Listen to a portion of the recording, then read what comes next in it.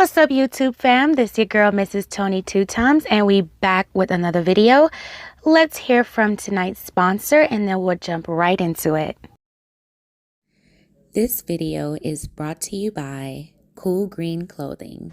What's up, kings and queens? It's your girl, Charlotte Moore. As always, we give thanks for another day, you dig? So as the CEO and founder of Motivational More, we take pride in working with incredible creative entrepreneurs. And today, we are shooting a campaign for Cool Green Clothing, founded by the one and only AC Green. So the vibrational energy of this line is all about street vibes, a growth mindset, hustle. So today, we are highlighting this, guys, the Baltimore Cool Green Snapback.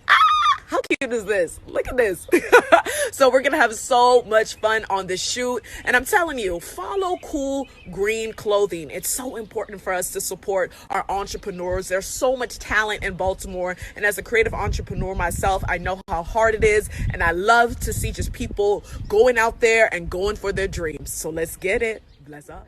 What's up, Two Times fam? Thank you for tuning in to another episode of the Baltimore Way. If you haven't subscribed to the channel yet, I invite you to join the Two Times family. Tap that subscribe button, hit the notification bell to get notified of all uploads. Be sure to like this video if you're rocking with the content.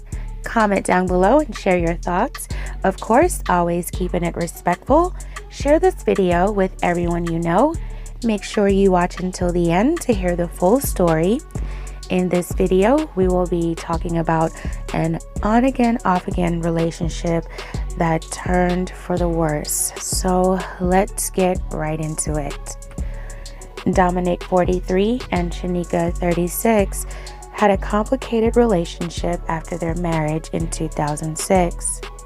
The couple separated and ultimately divorced in 2010 after their second son was born. In 2011, Shanika gave birth to a daughter whose father was not Dominic. The relationship between Shanika and her daughter's father also fell apart. As time went on, Dominic and Shanika later reconciled between November or December of 2011, and they moved in together. Dominic also stepped up as a father figure to Shanika's daughter. The couple and their blended family seemed to be doing well. 5 years later, there was trouble in paradise. In October 2016, Dominic moved out of the Randallstown home he shared with Shanika and their children because he was no longer providing support for the family. The three children, the couple's two sons together, and Shanika's daughter stayed with Shanika. Shanika's oldest son from a relationship prior to her and Dominic's also lived in the home. After Dominic moved out, Shanika began dating a man named Steven. Steven moved in with Shanika in the home she and Dominic used to share. According to court records, Dominic had also moved on and began dating a woman named Brenda around the same time. Dominic moved in with Brenda, whose home was just 7 minutes away from Shanika's home. Despite their separation and new living arrangements, the couple had an amicable custody arrangement that allowed Dominic to have his two biological sons with Shanika on weekends. Shanika would frequently allow her daughter, that Dominic stepped up for, to go with her brothers on their scheduled weekends with their father. When the children stayed with Dominic for the weekend, a woman named Janelle, who lived nearby, would take Dominic's children to school on Mondays so that Dominic and Brenda could get to work on time. Despite their rocky relationship, Shanika and Dominic were able to maintain a cordial relationship and follow the custody agreement until February 2017. On the 25th of February 2017, there was an incident between Shanika and Dominic at a car dealership in Ellicott City regarding owing money on a car. The incident between the two resulted in them seeking assault charges against each other. Dominic was scheduled for trial of the alleged assault against Shanika for April 2017. In addition to the court date, Shanika also filed a protective order against Dominic and was granted a temporary one. She wrote in the petition for the order, "I fear for my life and that Dominic will try to kill me or hurt me." It was on March 29, 2017, that Dominic learned that Shanika had successfully obtained a one-year protective order against him. He was served by a Baltimore County police officer and was told to surrender any firearms. According to reports, he told the officer he didn't have any. Police said they checked the state's database and found nothing showed up in his name. According to court records, Dominic told his current girlfriend he was done with his ex forever because of this. On Sunday, April 2nd, 2017, Shanika and Steven hosted a party at their house on the 4100 block of Bald Eagle Court with about 20 to 30 guests present. As a part of their custody agreement, Dominic had his two sons at his home. Brenda went to bed upstairs alone, while Dominic slept downstairs with his boys. As the night went on into the early morning hours of Monday morning, April 3rd, 2017, Shanika's 4-year-old daughter at the time woke up after hearing loud bangs, according to court documents. The noise frightened the little girl, so she went downstairs to find her older brother.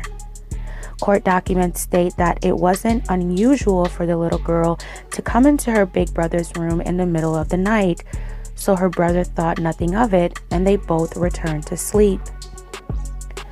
At about 6:45 that morning, Shanika's oldest son left for school without going upstairs, leaving his baby sister alone in his room. The little girl woke up. She walked upstairs to more than likely look for her mother. As she entered the master bedroom, she discovered the deceased bodies of her mother and her mother's boyfriend, Steven. After the gruesome discovery, the little girl went outside the house.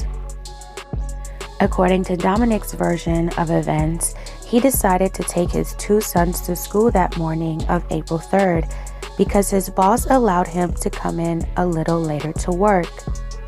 Dominic said he attempted to contact the children's usual ride to school, Janelle, to tell her not to worry about taking the children to school, but she was already en route to pick them up when he called her cell phone. Dominic says as he drove his sons to school, which required him to drive past Shanika's residence, he noticed Shanika's daughter standing outside her home. He said he pulled over to see what was going on, and as he spoke with her, she told him that her mother and Steven were dead. Dominic said he entered into the home to find the two bodies himself. He said he checked the other rooms. According to Dominic, he thought that Shanika's older son had committed the crimes and wanted to protect him by tampering with the crime scene. Dominic specifically picked up shell casings, rounds, and latex gloves he found on the floor in the house. He said that he put them in a bag and shoved it into his pants pocket. While driving to work, a man named Jordan, a childhood friend of Dominic, noticed Dominic's vehicle in front of Shanika's house. He decided to call his friend because he was aware of the protective order Shanika had against him. When Dominic didn't answer, he found something was off and decided to turn around just to make sure. Once he arrived at the house, Jordan spoke to Dominic's two sons who were sitting outside in the vehicle Dominic drove. Then he approached the house and opened the door to Shanika's house, and that's when he saw Dominic, who he said looked to be in shock, at the top of the steps gathering clothes for Shanika's little girl. Dominic then told Jordan that Shanika and Steven were deceased. Jordan then asked his friend if he called 911, but Dominic had not called, claiming he left his phone at home. According to court records, While Jordan called 911 and Dominic walked down the street, where he concealed a bag of materials he had gathered earlier from the scene under a green drain and then walked back to Shanika's house. Once police officers arrived at the scene, they too discovered the victims' bodies. Police saw both displayed multiple bullet wounds. The responding officer observed a window and a window screen on top of the couch in the living room. They also discovered a wicker lawn chair that matched one of the front porch under the open window, along with a black glove. Officers also talked to a neighbor who claimed to have heard noises around 4 a.m. After the crime scene was secured, forensic technicians noticed the house had security cameras. They recovered camera footage showed a masked man walking in the living room area just before 4 a.m. on the morning of April 3rd, 2017, and running out a minute or so later. Right around the time, the neighbors said they heard noises. The video surveillance also showed Shanika's daughter running out the house at 8:25 a.m. Then Dominic showed up shortly after, putting her in the vehicle and going into the house, according to court records. 20 minutes later, his friend showed up and called 911, documents state. Technicians also recovered additional evidence related to the weapon from the crime scene. Detectives also noticed that the master bedroom where the victims were and the master bath was ransacked, but not any other room in the house. It appeared as though the scene had been staged by the alleged perpetrator, according to detectives. Police eventually took Dominic to the station to get his statement. The police investigation also revealed that in 2006, Dominic had purchased a weapon that was the same as the one that could have been used to hit Shanika and Steven. Dominic explained that he had purchased the blicky to protect his house. Investigators say in the court documents that when they searched the vehicle that Dominic drove, they found a gym bag containing ammunition that matched the type that was used in the crime. Dominic was arrested and held at county jail. While he was in the county jail, Dominic told another friend over the phone to get rid of something for him that was under a green water spout catcher, court records said. Detectives determined he was talking about the location down the street from Shanika's house where they found the bag containing a bloody glove, a bullet, and shell casings. Evidence later showed the glove contained DNA belonging to Shanika and Steven, and the bullet and the shell casings matched those at the crime scene. There was additional evidence pertaining to Dominic's involvement, including deleted messages obtained from his then girlfriend, pleading him not to get into any wickedness and to please come back home. The messages were sent at 3:14 and 4:15 a.m. on the same day of the crime, telling him, according to court records, plotting evil does not repay evil, which is a portion of the Bible verse Romans 12:17. Records show he did not respond to her pleas. Police charged Dominic with the crimes and he was held without bond. Dominic maintained his innocence during the investigation. His lawyer stated that his client had no motive to harm Shanika or her boyfriend, that they had worked out their issues despite the pending charges. However, prosecutors weren't buying it, and neither were the victim's family and friends, who were relieved that Dominic was arrested and charged. While awaiting trial for the murders, Dominic pleaded guilty to the assault charges between him and Shanika in July 2017. In March 2018, Dominic went to trial. A Baltimore County jury heard witnesses, including the police officers who were called to the home, a crime scene technician, and the friend who called 911. Several people had to leave the court as jurors were shown graphic crime scene evidence. Jurors also heard from Shanika's mother, who had to testify on her late daughter's birthday. Dominic also took the stand in his own defense. Cross-examination and closing arguments were heard. Then the jury left the courtroom to begin deliberation. In a little over 2 hours, they reached a verdict. Dominic was found guilty on 2 counts of first-degree murder and 2 firearm-related charges.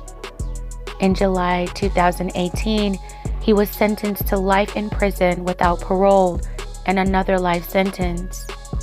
Dominic's attorney tried to file a motion for a new trial for his client, but the judge denied it. He said at the time that they were going to appeal the verdict, which they did in 2019, according to court records.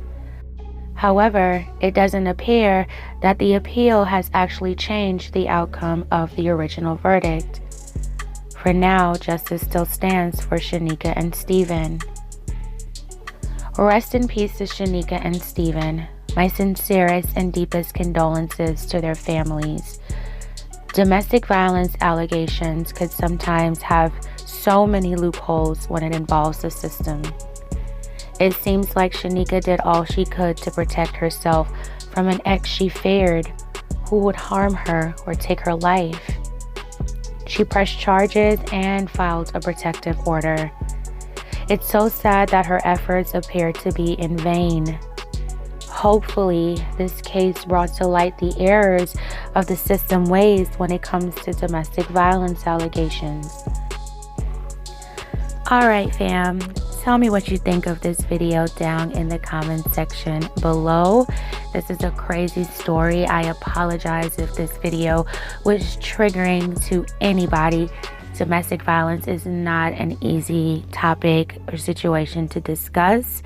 Don't forget to subscribe to the channel if you haven't already. If you're rocking with the content, be sure to like this video.